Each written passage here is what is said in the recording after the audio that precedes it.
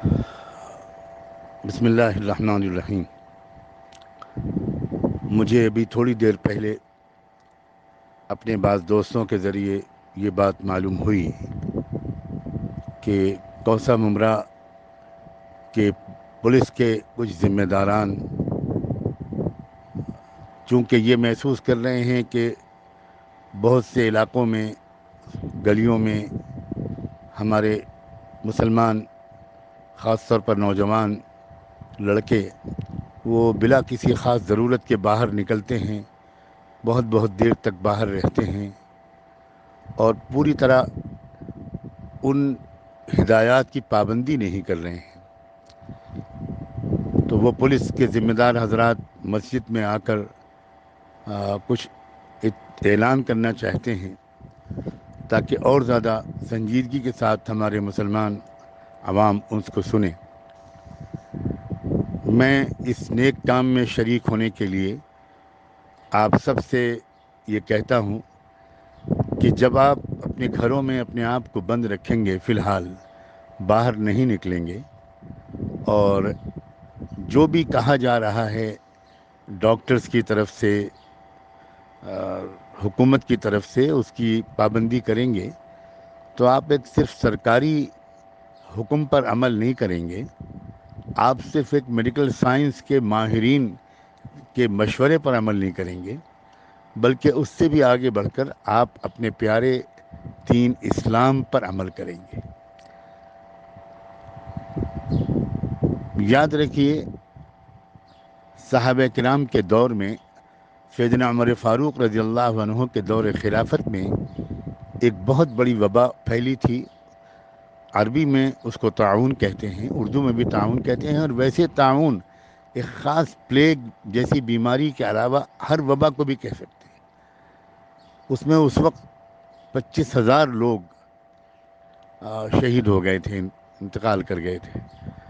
تو اس وقت کے جو گورنر تھے شام کے، بہت بڑا ایریا ہے شام کا، اس کے جو رولر تھے حضرت عمرو بن عاص، انہوں نے حکم نامہ جاری کیا تھا کہ لوگوں، یہ وبا جو ہوتی ہے یہ آگ کی طرح ہوتی ہے، اگر تم اس کے قریب کھڑے ہوگے تو جلا دے گی تم کو، اور اگر تم بالکل دور رہو گے تو وہ اس کو ایندھن نہیں ملے گا تو وہ بجھ جائے گی۔ انہوں نے یہ بھی کہا تھا اس جملے میں کہ اس آگ کا ایندھن انسان ہی ہوتا ہے۔ وبا کی جو آگ ہوتی ہے اس کا ایندھن لکڑی نہیں ہوتی، انسان ہوتا ہے۔ جب انسان اس سے دور رہے گا تو وہ خود بخود بجھ جائے گی۔ اس کے بعد انہوں نے یہ حکم بھی کیا تھا کہ لوگوں، تم لوگ تفرقو، الگ الگ ہو جاؤ، فاصلے رکھو آپس میں، بلکہ پہاڑوں پر جا کر بس جاؤ۔ اس وقت کوئی بہت بڑے بڑے مکان تو نہیں ہوتے تھے کہ ایک مکان میں رہ کر آئسولیشن ہو سکے، الگ الگ لوگ ہو سکیں، اس لیے انہوں نے یہ بھی کہا تھا کہ پہاڑوں پہ چلے جاؤ۔ جتنی جلدی تم اپنے آپ کو الگ الگ کر لو گے اور ایک فزیکل ڈسٹینس مینٹین کرو گے تو اتنی جلدی یہ وبا ختم ہو جائے گی۔ تو میرے عزیز اور بہت پیارے بھائیوں اور بہنوں، بچوں، ان ہدایات پر عمل کرو۔ اور سچی بات یہ ہے کہ پولیس کے لوگ اس وقت اتنی سخت ڈیوٹی کر رہے ہیں، ان کا بہت شکریہ ادا کرنا چاہیے، ان کا تعاون کرنا چاہیے۔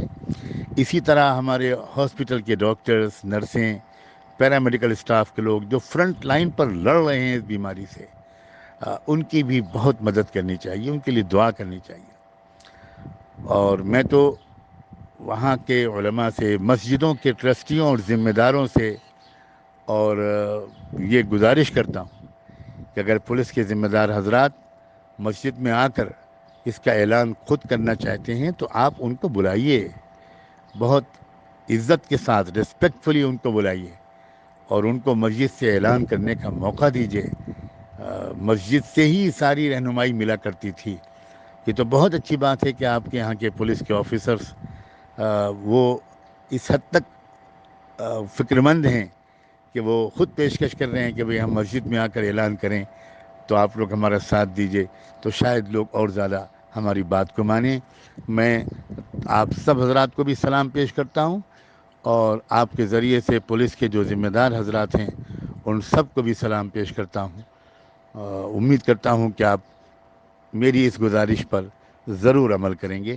پورے ملک کے تمام علماء، مفتیان، تمام جماعتیں، تمام مسلک کے لوگ، وہ دیوبندی ہوں، اہل سنت والجماعت کہلانے والے ہمارے بریلوی حضرات ہوں، شیعہ ہوں، حضرات اہل حدیث ہوں، سب نے متفقہ طور پر اس وقت یہی بات کہی ہے کہ بھائی جو اصول بتائے جا رہے ہیں، جو ہدایات دی جا رہی ہیں، ان پر عمل کیا جائے۔ اس لیے آپ بھی پیچھے نہ رہیے، اپنی بستی کا نام روشن کیجیے تاکہ یہ بات چرچا میں آئے کہ ممرہ اور کوسہ کے لوگوں نے 100% کوآپریشن کیا۔ بہت بہت شکریہ۔ خدا حافظ۔